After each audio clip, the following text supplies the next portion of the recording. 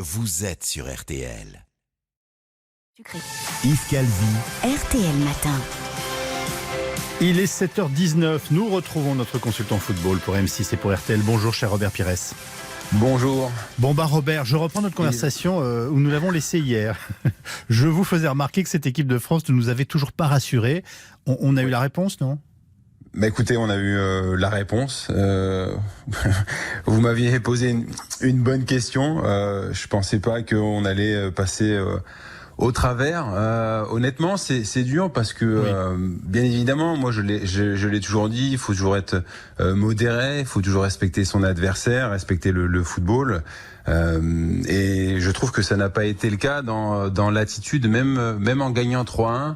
On a vu encore nos faiblesses, je vais dire collectives, et c'est ce qui a fait la différence justement entre les Français et les Suisses hier soir. Ah, alors ça amène mon autre question. Est-ce que c'est une victoire de la Nati suisse ou une faillite du football français ?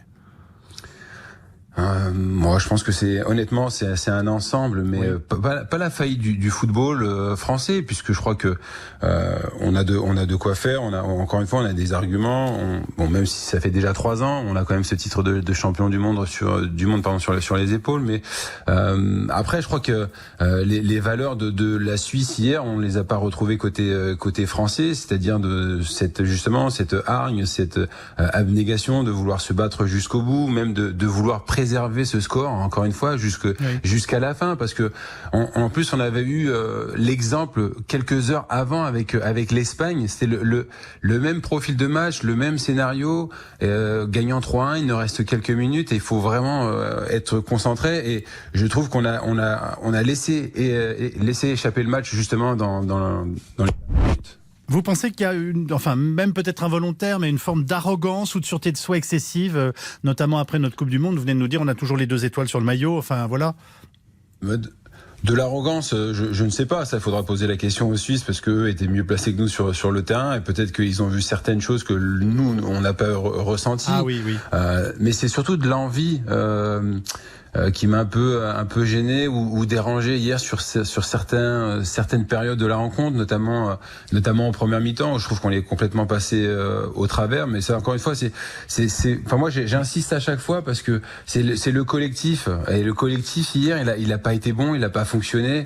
Alors oui, certes, on a des individualités, et à chaque fois on espère qu'à un moment donné ils vont faire la différence, mais là on est en train de parler du football de haut niveau, 8e de finale, élimination directe. Peut-être qu'on n'a pas pris au sérieux les Suisses, donc on tombe, honnêtement, ça fait mal, mais on tombe de haut. Alors c'est frappant ce que vous venez de nous dire, parce que moi j'entendais d'une certaine façon qu'on avait des individualités absolument formidables, mais qu'en fait on n'avait pas réussi à former une équipe de France en tant que telle, et notamment entre les différentes lignes. Est-ce que ça remet en cause le travail de Didier Deschamps? Et j'insiste beaucoup quant au fait que ce matin on ne va pas brûler ce qu'on a tant aimé, mais on a besoin de comprendre ce qui ne fonctionnait pas dans cette équipe.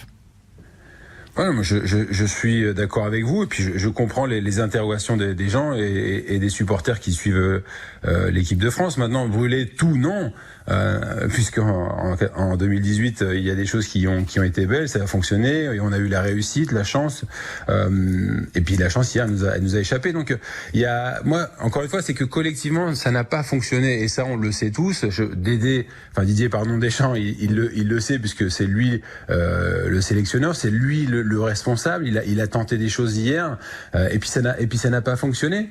Donc maintenant il faut revoir ce qui n'a pas été. Mais moi c'est la manière, en fait. C'est ça qui m'a encore dérangé hier. L'attitude sur le terrain n'a pas été bonne du tout même. L'attitude sur le terrain n'a pas été bonne. Merci beaucoup Robert Pires. Vous allez bien entendu continuer plaisir, Yves, à nous faire vivre ce magnifique championnat d'Europe sur M6 et sur Merci, RTL. c'est gentil.